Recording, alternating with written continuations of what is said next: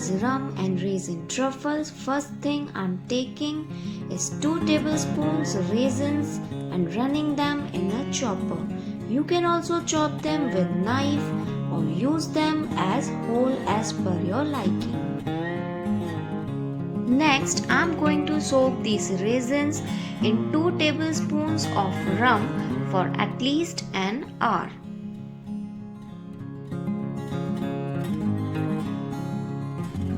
While the raisins were getting drummed, I have chopped 250 grams of milk chocolate, to which I am adding 1/4 cup of fresh dairy cream. Now boil some water in a bowl and keep this bowl of cream and chocolate over it. Here I am melting this chocolate by a double boiling method. Stir it till you get a silky smooth mixture.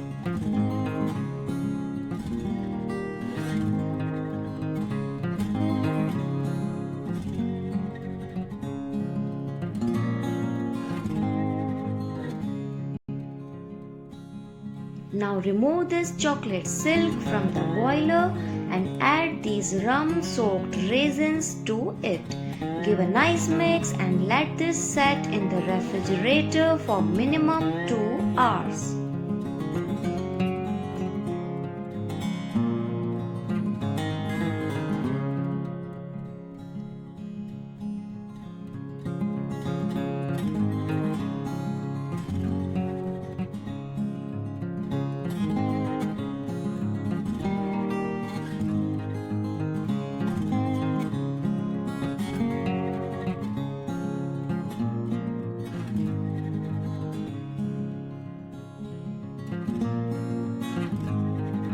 After the chocolate mix is set and firm, take a spoonful of it and make a small lemon-sized ball.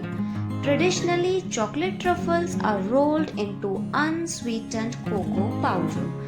But if you do not have liking for it, you can also roll these truffles into icing sugar.